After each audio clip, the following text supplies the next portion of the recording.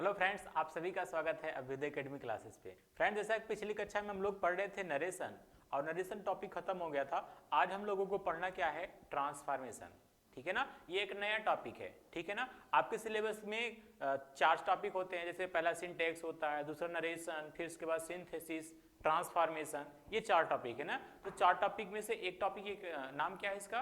Transformation. ठीक है ना, तो आज हम लोग पढ़ेंगे क्या बेटा? ट्रांसफॉर्मेशन। ठीक है ना, चलो शुरुआत करते हैं कि हाँ ट्रांसफॉर्मेशन होता क्या है। क्या बात करते हैं कि ट्रांसफॉर्मेशन होता क्या है और इसका यूज क्या है। ठीक है ना, देखो लिखा क्या है, to transform a sentence is to change it from one grammatical form to another without altering its sense. मतलब कि जो ट्रांसफॉर्मेशन होता है इसका अर्थ क्या होता है कि रूप को परिवर्तित कर देना। ट्रांसफॉर्मेशन का मतलब होता है रूप परिवर्तन, या हिंदी में क्या कहते हैं? रूप परिवर्तन।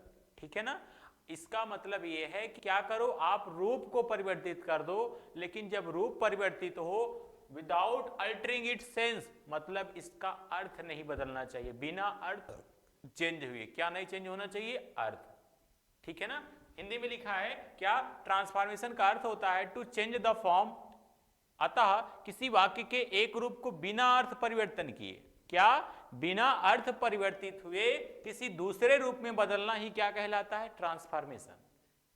क्या कहलाता है? ट्रांसफॉर्मेशन। एग्जाम्पल दिया है कि एक सेंटेंस दिया है क्या? This book is difficult. क्या लिखा है बाबू? दिस बुक इज डिफिकल्ट, और इसको जो है ट्रांसफॉर्म करके बनाया क्या गया? This book is not easy. ठीक है ना, तो इन दोनों सेंटेंसों का अर्थ जो है वही है, लेकिन क्या ये अफर्मेटिव में लिखा है और ये किस में लिख दिया गया? निगेटिव में। ये एग्जांपल नहीं समझ में आ रहा है, एक छोटा सा लेते हैं। जैसे कह दिया जाए Ram is a good boy. Ram is a good boy. ठीक है ना, ये इसका अर्थ अगर अर्थ निकालें क्या होगा? राम एक अच्छा लड़का है। क्या लिखा है बाबू? राम एक अच्छा लड़का है। ठीक है, ये लिखा है ना। अगर हम इसी को निगेटिव फॉर्म में लिखें, कहा जाए कि हाँ ये अफर्मेटिव में लिखा है। किस में लिखा है भाई? अफर्मेटिव में लिखा है, और कहा जाए कि इसी का निगेटिव बना दो, ट्रांसफॉर्म कर दो, किसमें? अफर्मेटिव से निगेटिव बना दो, लेकिन क्या उसका अर्थ नहीं बदलना चाहिए? ये भी ध्यान रखना है। अफर्मेटिव से निगेटिव तो बनाओ, लेकिन क्या अर्थ नहीं बदलना चाहिए। इसका अर्थ क्या निकल रहा है कि राम क्या है? एक अच्छा लड़का है। अगर हम इसी को निगेटिव में बनाएंगे तो क्या बना सकते हैं? Ram is not a bad boy. Ram is not a bad boy. ठीक है ना, अर्थात राम खराब लड़का नहीं है। राम क्या नहीं है? राम खराब लड़का नहीं है। बात समझ में आया? अच्छा, दोनों का अर्थ देखें। Ram is a good boy, Ram एक अच्छा लड़का है, यही भाव उत्पन्न हो रहा है ना। और निगेटिव वाला पढ़ते हैं, Ram is not a bad boy, Ram एक खराब लड़का नहीं है, अर्थात कैसा लड़का है? अच्छा लड़का है। अर्थ दोनों का एक ही है ना। दोनों में किसका अर्थ निकल रहा है? अच्छा का। पहला वाला तो गुड लिखा है, दूसरे वाले में नॉट लगा और उसका अपोजिट लिख दिया गया, गुड का अपोजिट लिख दिया गया बैड। अब दोनों का अर्थ लिखो, एक ही है ना। दोनों में क्या भाव उत्पन्न हो रहा है? अच्छा होने का ना। तो अर्थात क्या, जब हम क्या करते हैं कि वाक्य के रूप को परिवर्तित करते हैं तो यह भी ध्यान में रखते हैं कि उसका अर्थ नहीं बदलना चाहिए। क्या नहीं बदलना चाहिए बाबू? अर्थ उसका नहीं बदलना चाहिए। ठीक है ना, जैसे अफर्मेटिव से निगेटिव बनाया और इसको जो है क्या लिखा था? गुड लिखा, तो इसको हमने किस में चेंज कर दिया? बैड में, उसका अपोजिट वर्ड लिख दिया। तो इससे क्या हुआ कि अर्थ भी नहीं चेंज हुआ और निगेटिव भी बन गया। ठीक है ना, तो ट्रांसफॉर्मेशन में यही सीखेंगे, कुछ नियम को सीखेंगे कि हाँ कैसे बनाएंगे ताकि क्या हो कि उसका अर्थ ना बदले, बाकी सेंटेंस क्या हो जाए? बदल जाए। जैसे यहां पे लिखा क्या था? This book is difficult.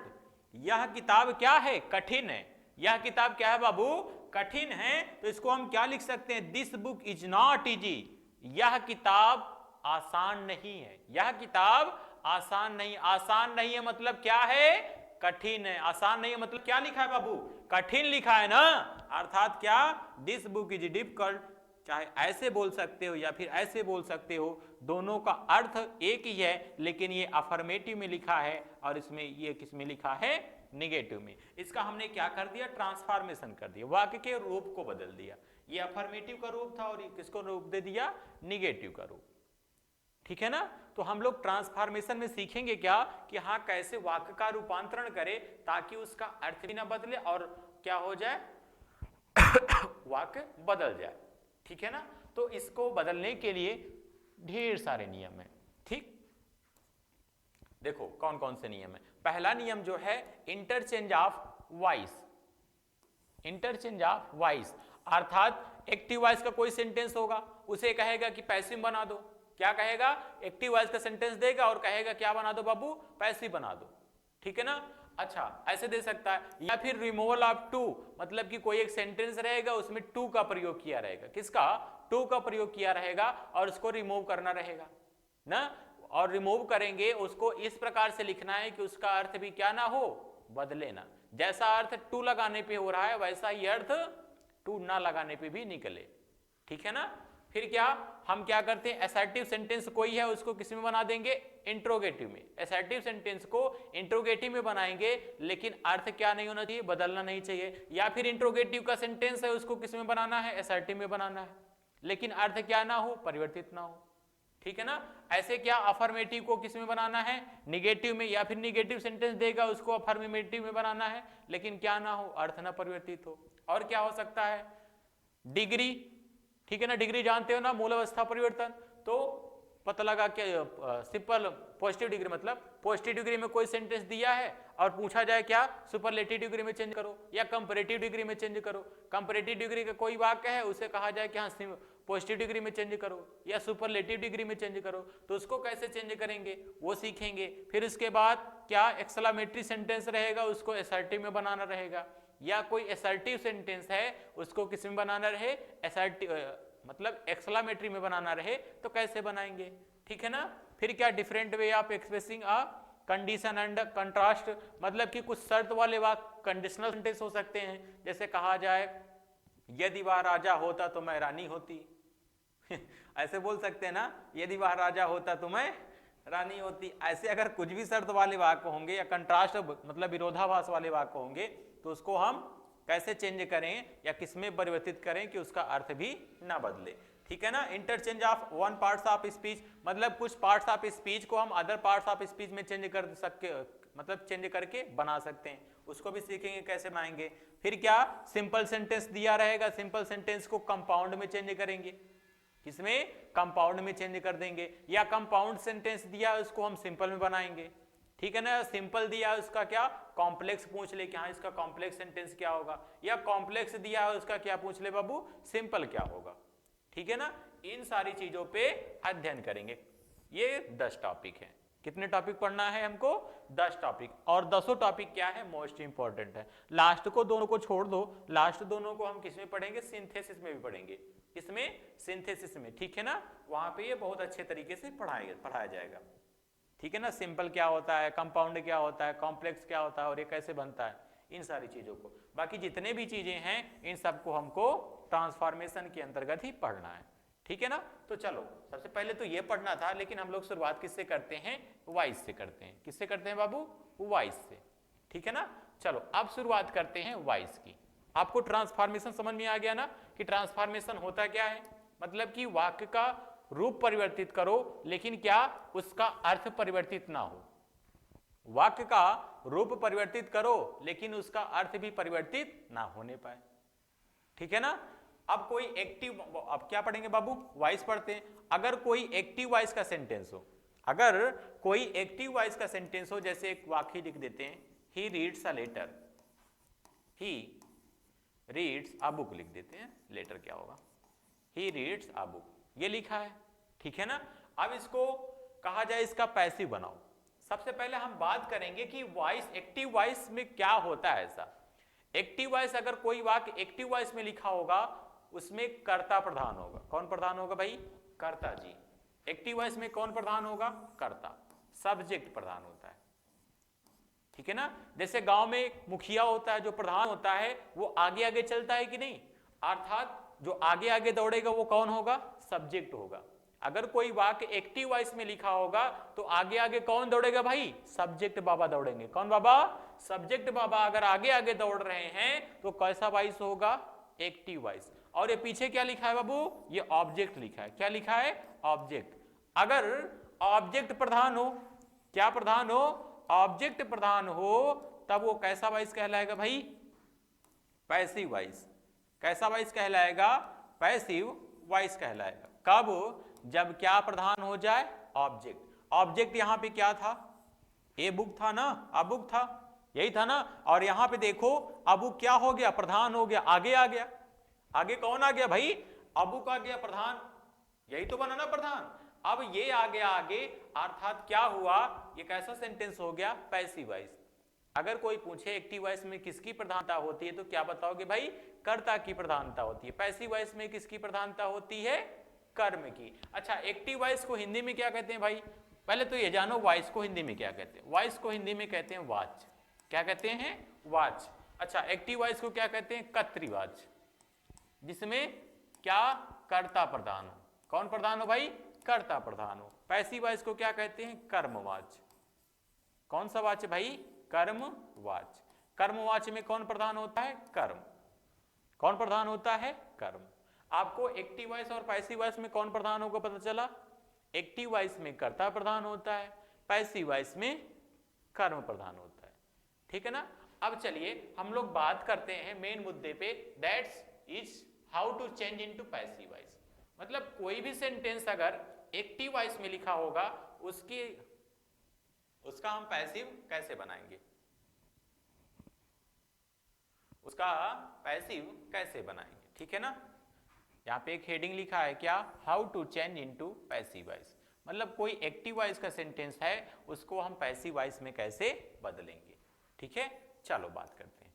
अगर कोई सेंटेंस एक्टिव वॉइस में लिखा है, किसमें, एक्टिव वॉइस में किस प्रकार से लिखा होगा, मान लो पहले सब्जेक्ट लिखा है, सब्जेक्ट की शुरुआत ही होती है, सब्जेक्ट लिखा हो, फिर उसके बाद वर्ब लिखा हो, फिर उसके बाद क्या लिखा हो भाई, ऑब्जेक्ट लिखा हो।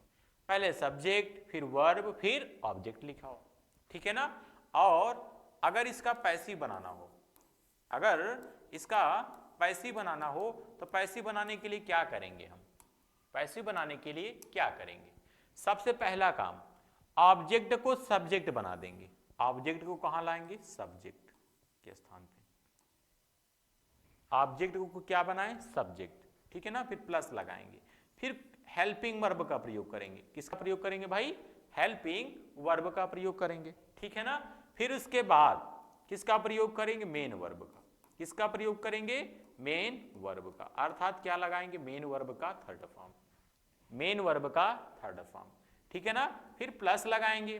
फिर जब सब्जेक्ट को लिखेंगे पीछे, तो सब्जेक्ट को पीछे लिखने से पहले बाई लगाएंगे, तब लिखेंगे बाई प्लस सब्जेक्ट। और सब्जेक्ट को क्या बना करके लिखेंगे, ऑब्जेक्ट बनाकर लिखेंगे। क्या बना करके लिखेंगे, ऑब्जेक्ट। यहां पे जो एस लिखा है, एस का मतलब होता है सब्जेक्ट फॉर्म में लिखना है। किस फॉर्म में लिखना है बाबू, सब्जेक्ट फॉर्म में लिखना है। ठीक है ना।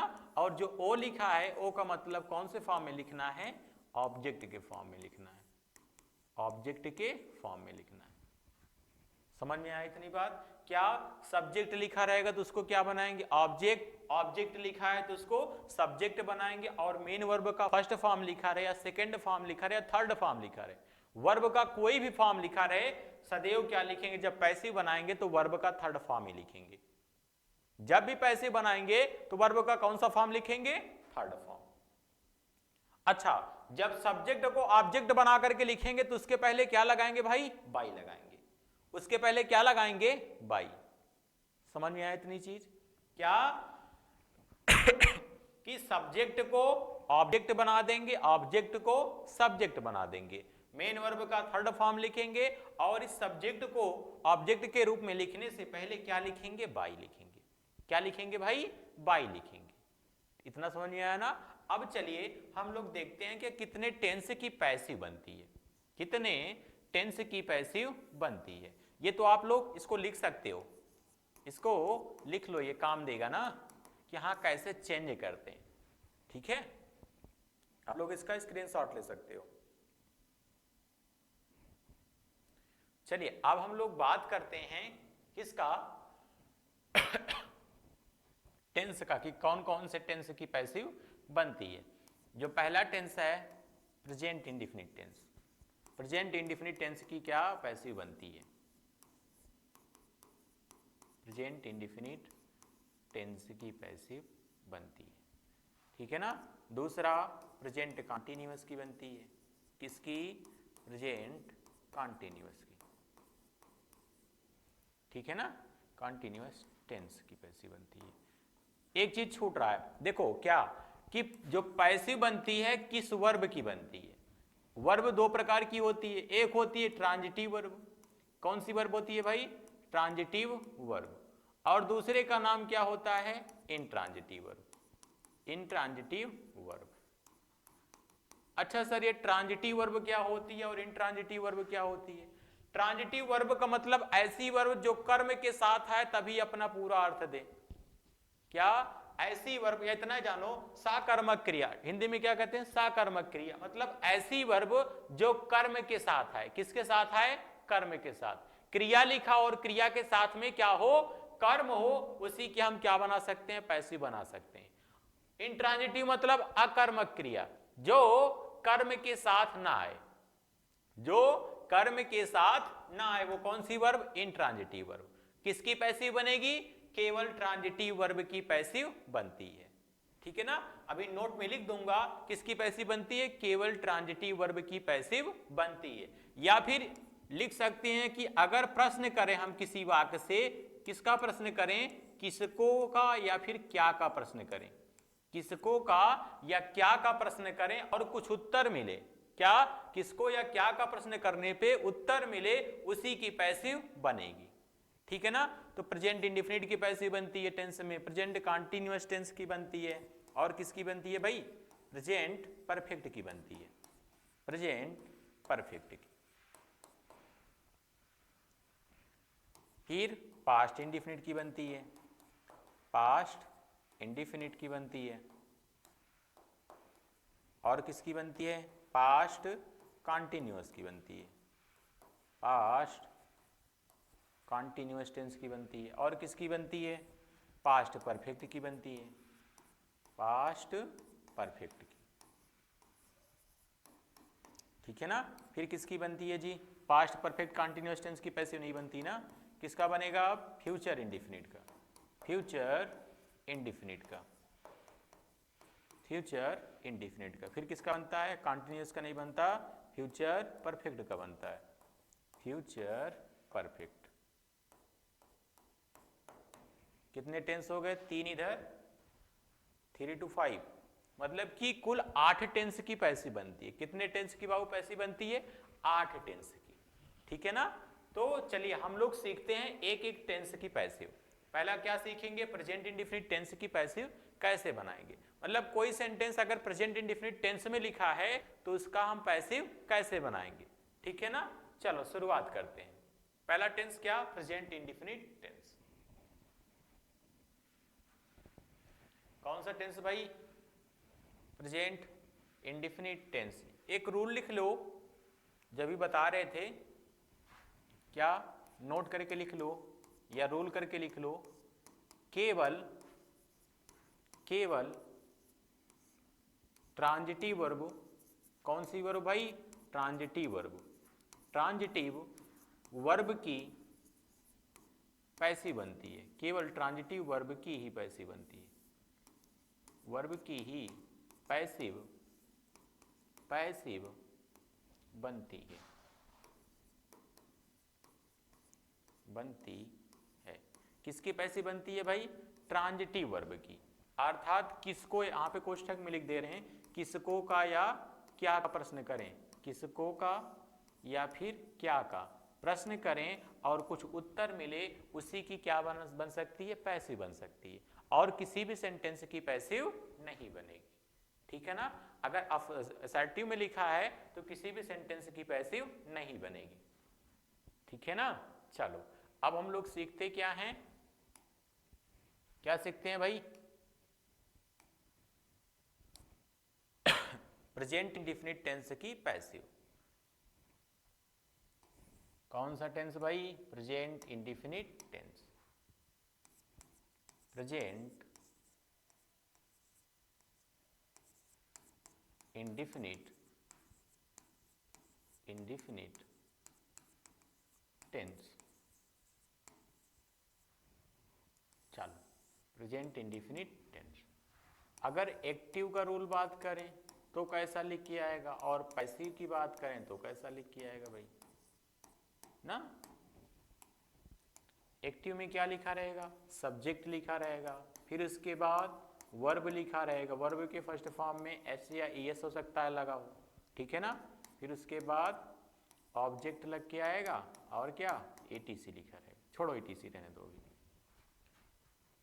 जब पैसिव बनाएंगे तो क्या बनाएंगे, ऑब्जेक्ट लिखेंगे लेकिन सब्जेक्ट के फॉर्म में लिखेंगे। कौन से फॉर्म में, सब्जेक्ट के फॉर्म में। फिर इसके जस्ट बाद क्या लगाएंगे भाई, इज लगाएंगे, या तो एम लगाएंगे, या तो आर लगाएंगे। किसके अकॉर्डिंग लगाएंगे, इस ऑब्जेक्ट के अकॉर्डिंग लगाएंगे, जो यहाँ पे ऑब्जेक्ट है इसके अकॉर्डिंग लगाएंगे, ठीक है ना। फिर उसके बाद क्या लिखेंगे भाई, वर्ब लिखेंगे। वर्ब का कौन सा फॉर्म, थर्ड फॉर्म। फिर क्या लगाएंगे, बाई। उसके बाद सब्जेक्ट को लिखेंगे, क्या लिखेंगे, सब्जेक्ट को, लेकिन सब्जेक्ट का कौन सा फॉर्म लिखेंगे, ऑब्जेक्ट रूप। कौन सा रूप, ऑब्जेक्ट फॉर्म या ऑब्जेक्ट रूप लिखेंगे, ठीक है ना। जैसे एक एग्जांपल लेते हैं भाई, अभी जो एग्जांपल लिखे थे क्या लिखे थे, ही reads a book, he reads a book, ये एक सेंटेंस लिखा है। अब कहा जाए, ये तो एक्टिव में लिखा है ना भाई, अब कहा जाए कि इसकी क्या बनाओ, पैसिव बनाओ। तो कैसे बनाएंगे, सबसे पहले देखेंगे कि पैसिव बनेगी कि नहीं, ऑब्जेक्ट आया है पैसिव बनेगी ना, ये ट्रांजिटिव वर्ब है पैसिव बनेगी। अब कहां से शुरुआत करते हैं, यदि कोई आर्टिकल लिखा हो, ऑब्जेक्ट की शुरुआत कहां से होती है, आर्टिकल लिखा हो या पजेसिव प्रोनाउन लिखा हो, ठीक है ना, तो वहीं से क्या होता है, मतलब ऑब्जेक्ट की शुरुआत होती है। क्या है ऑब्जेक्ट, आ बुक, क्या है, आ बुक, आ बुक, ठीक है ना। अब आ बुक के अकॉर्डिंग क्या लगेगा, इज या एम या आर, क्या लगना चाहिए भाई, इज लगना चाहिए, इज लगेगा ना। फिर क्या लिखेंगे, वर्ब का थर्ड फॉर्म, वर्ब का थर्ड फॉर्म क्या होगा, रेड, क्या होगा, रेड। फिर क्या लगाएंगे भाई, बाई, क्या लगाएंगे, बाई। ही का ऑब्जेक्टिव फॉर्म क्या होता है भाई, हिम होता है, बन गया पैसिव, क्या होगा, a book is red by him, a book is red by him. समझ में आया ना, पैसिव कैसे बनी। क्या करते हैं कि सब्जेक्ट को ऑब्जेक्ट बना देते हैं और ऑब्जेक्ट को सब्जेक्ट बना देते हैं, वर्ब का थर्ड फॉर्म लिखते हैं और हेल्पिंग वर्ब का प्रयोग करते हैं, इतना ही काम करना है। जैसे एक सेंटेंस और लिखते हैं, क्या लिखा है, I write a letter, I write a letter, ठीक है ना। अब इसका पैसिव कैसे बनाएंगे भाई, क्या लिखेंगे, अ लेटर, अ लेटर, फिर क्या लिखेंगे, इज, क्या, अ लेटर इज, फिर क्या, राइट का थर्ड फॉर्म लिखेंगे ना, क्या होगा, रिटेन, फिर बाई लगाएंगे, किसके द्वारा, आई का ऑब्जेक्टिव रूप क्या होता है भाई, me, a letter is written by me, एक पत्र मेरे द्वारा लिखा जाता है। अच्छा, दोनों का अर्थ भी लिख दें क्या, अर्थ क्या होता है दोनों का ना। चलो पहले वाले का, ही रीड्स अ बुक, ये तो दुनिया जानती है, आप लोग भी जानते हो, क्या होगा, वह एक किताब पढ़ता है, वह एक किताब पढ़ता है, ठीक है ना, ये हो जाएगा। अच्छा, अब अगर पैसिव बना देंगे तो क्या अर्थ निकलेगा, अर्थ इस प्रकार से निकलेगा, एक किताब, एक किताब उसके द्वारा, उसके द्वारा पढ़ा जाता है, एक किताब उसके द्वारा पढ़ा जाता है, ठीक है ना। ये क्या हो गया, पैसिव वाले सेंटेंस का अनुवाद हो गया। वह एक किताब पढ़ता है, या फिर बोलें कि एक किताब उसके द्वारा पढ़ा जाता है, ठीक है ना। ये एक्टिव में लिखा है और एक इसमें लिख दिया गया, पैसिव में लिख दिया गया, ठीक है। चलो आगे बढ़ते हैं, दो तीन सेंटेंस और देखते हैं इस पे।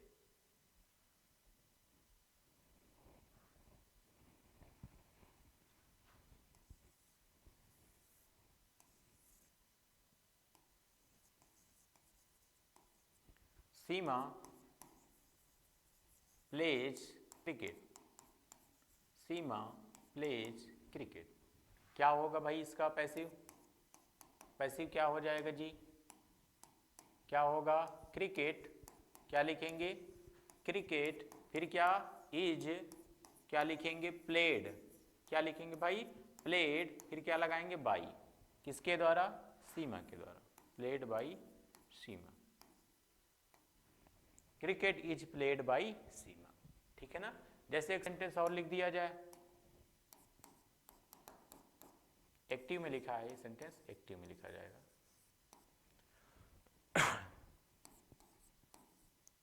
He went to school, he went to school। इसकी पैसिव क्या होगी भाई, कुछ लोग इसकी पैसिव ऐसे बनाते हैं, क्या, स्कूल, स्कूल, चलो गोज लिख देते हैं, is gone two by him, ऐसे बना देते हैं भाई। जबकि ये वाले सेंटेंस की पैसिव बन सकती है क्या, इस वाले सेंटेंस की पैसिव नहीं बनेगी, इस वाले सेंटेंस की पैसिव नहीं बनेगी। जैसे लिखा क्या है, वह स्कूल जाता है, इसमें प्रश्न करो किसको का या क्या का आंसर आएगा, क्या वह किसको जाता है, वह क्या जाता है, नहीं आ रहा है। जब हम प्रश्न करें कहाँ का, वह कहाँ जाता है, तब आंसर आ रहा है। किसको या क्या का प्रश्न करने पे आंसर नहीं आ रहा है। और ये कैसी क्रिया है, ये अकर्मक क्रिया है। कैसी क्रिया बाबू, अकर्मक क्रिया है, इसलिए इसकी पैसिव नहीं बन सकती है, इसलिए इसकी पैसिव नहीं बन सकती है, ठीक है ना। आप लोग इसकी पैसिव जबरदस्ती मत बनाइएगा, ठीक है ना, इसकी पैसिव नहीं बनेगी, ठीक है। चलो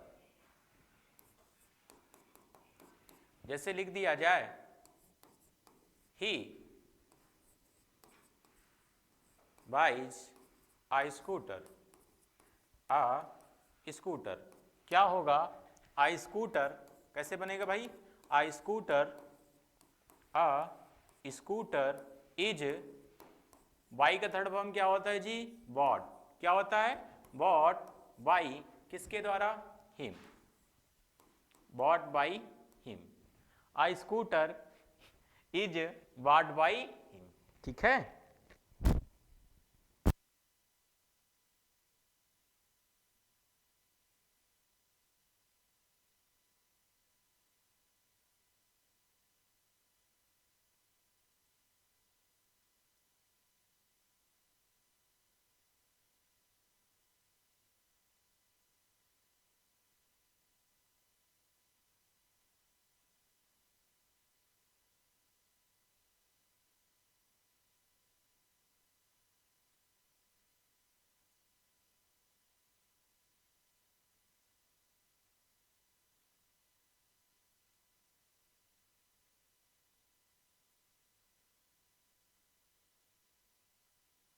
चलिए आगे देखते हैं। ये तो क्या था, ये तो पहला टेंस था, that's name present indefinite tense. Present indefinite tense का कोई वाक्य आएगा तो उसकी पैसिव हम कैसे बनाएंगे। अब हम दूसरा टेंस देखते हैं, that's name present continuous tense. कौन सा टेंस, प्रेजेंट कंटीन्यूअस टेंस। कौन सा टेंस भाई, present continuous tense, present continuous tense. Present continuous tense की भी पैसिव बनती है ना, मैंने लिखवाया था अभी। चलो देखते हैं कैसे बनती है पैसिव भाई। प्रेजेंट कंटीन्यूअस टेंस की पैसिव कैसे बनेगी। एक्टिव में किस प्रकार से लिखा जाएगा, ए मतलब एक्टिव वॉइस में, ठीक है ना। एक्टिव वॉइस में किस प्रकार से लिखा जाएगा, ऐसे लिखा रहेगा, सब्जेक्ट लिखा रहेगा, इज या एम या आर लिखा रहेगा, ठीक। फिर उसके बाद वर्ब फर्स्ट आईएनजी लिखा रहेगा, फिर क्या लिखा रहेगा भाई, ऑब्जेक्ट लिखा रहेगा। क्या लिखा रहेगा, ऑब्जेक्ट। तो उसका जब पैसिव बनाएंगे तो पैसिव हम कैसे बनाएंगे भाई, पैसिव कैसे बनाएंगे, सबसे पहले क्या लिखेंगे, ऑब्जेक्ट लिखेंगे, इसका सब्जेक्टिव रूप लिखेंगे, फिर उसके बाद इज या एम या आर लिखेंगे। क्या लिखेंगे, इज या एम या आर लिखेंगे, फिर क्या लगाएंगे, बीइंग लगाएंगे, फिर क्या लगाएंगे, बीइंग, ठीक है ना। जब आईएनजी वाला आएगा तो उसके लिए हमें क्या लगाना पड़ेगा, बीइंग लगाना पड़ेगा। क्या लगाना पड़ेगा भाई, बीइंग लगाना पड़ेगा। फिर उसके बाद वर्ब का थर्ड फॉर्म, फिर बाई, फिर सब्जेक्ट, कौन सा फॉर्म, ऑब्जेक्टिव फॉर्म। कौन सा फॉर्म भाई, ऑब्जेक्टिव फॉर्म। जैसे एक वाक्य देखते हैं, क्या लिखा हो,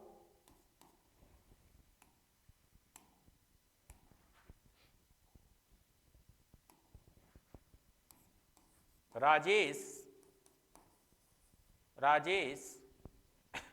is doing doing this work, this work.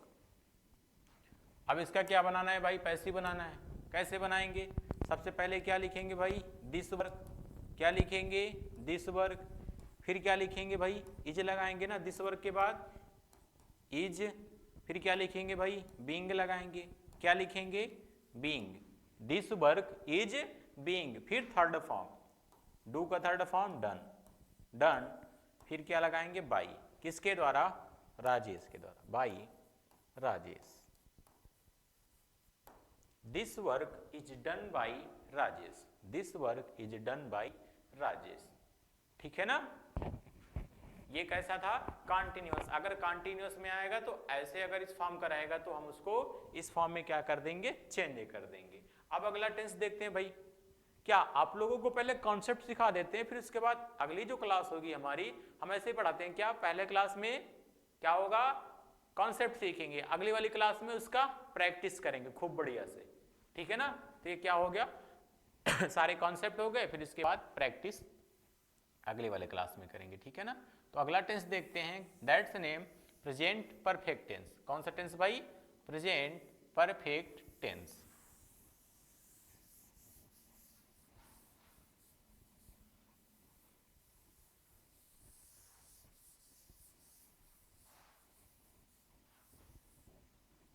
Present perfect tense, present perfect tense. अच्छा भाई, अगर हम प्रेजेंट परफेक्ट टेंस की बात करें तो क्या होगा, एक्टिव में कुछ इस प्रकार से लिख के आएगा। क्या, पहले सब्जेक्ट लिखा रहेगा, फिर उसके बाद हैज या हैव लिखा रहेगा। क्या, हैज या हैव लिखा रहेगा। वर्ब का थर्ड फॉर्म लिखा रहेगा, फिर उसके बाद ऑब्जेक्ट लिखा रहेगा। क्या लिखा रहेगा भाई, ऑब्जेक्ट लिखा रहेगा। पैसिव कैसे होगा, ऑब्जेक्ट लिखा रहेगा, इसका सब्जेक्टिव रूप, फिर इसके बाद हैज या हैव लिखा रहेगा। क्या लिखा रहेगा, हैज या हैव लिखना पड़ेगा ना, फिर उसके बाद बीन लिखना पड़ेगा, फिर मेन वर्ब का थर्ड फॉर्म, फिर क्या लगाना पड़ेगा, बाई, फिर सब्जेक्ट का ऑब्जेक्टिव रूप। इस प्रकार से क्या करेंगे, हम चेंज कर देंगे। जैसे एक सेंटेंस लेते हैं, लिख के आ जाए क्या, ही हैज